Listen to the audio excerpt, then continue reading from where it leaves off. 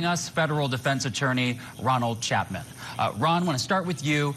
Jurors today saw that paper trail that Alex mentioned, documenting the payments to former Trump lawyer Michael Cohen.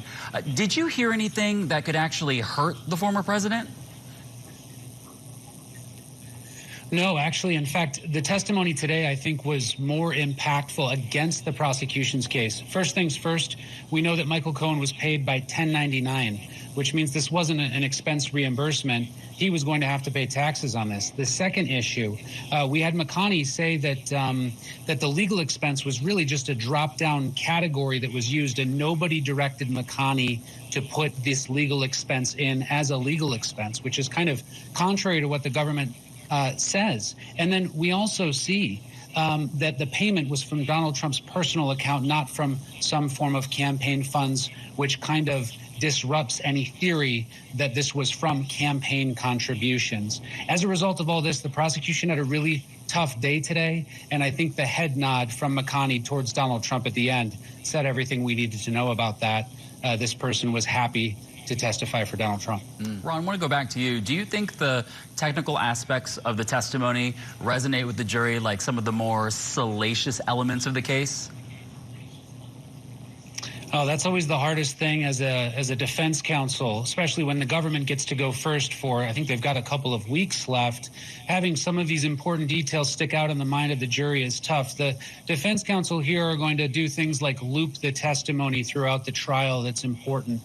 They're going to have a robust closing where all of these dots are hopefully connected. And I'm sure that they're going to try to carry some of these themes through the other witnesses as the testimony comes out.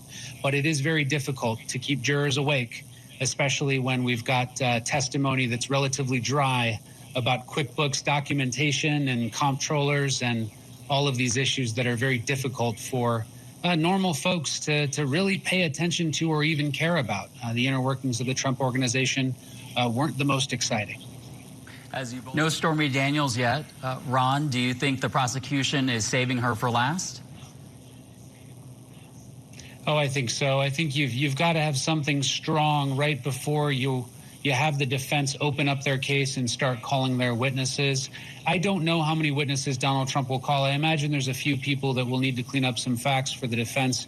But I would expect, if I was trying this case as a prosecutor, to put Stormy Daniels somewhere last, but then have somebody at the end just in case it doesn't go very well. I'm probably going to bury Michael Cohen in the middle of this in order to prevent any damage that he has to the prosecution's case from extending too far. And we'd still want somebody between Cohen and the prosecution's close so that they can make up some lost ground with Michael Cohen's testimony. Yeah, the prosecution today said it could be done with its witnesses in 2 weeks. Ron, what's the main takeaway for you from today?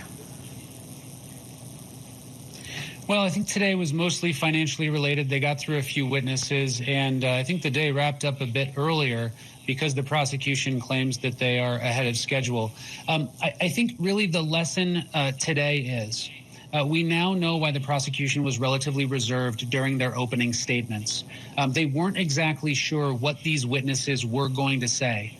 Many of them, including Hope Hicks, under subpoena, they had provided prior statements, but they hadn't given the prosecution everything the prosecution really wanted out of this case. And I think what we're really learning as we see some of these witnesses testify is that there are surprises in the courtroom even for the prosecution. For instance, McConney, if I'm the prosecutor, I probably don't put that witness on the stand because of the damage that they've done. So I think they're learning their case as it's happening, and that's not a position you want to be in as a prosecutor, especially when you're going against strong defense counsel. That's really the lesson for today. Scotto and Ron Chapman, thank you both for your time and insight tonight.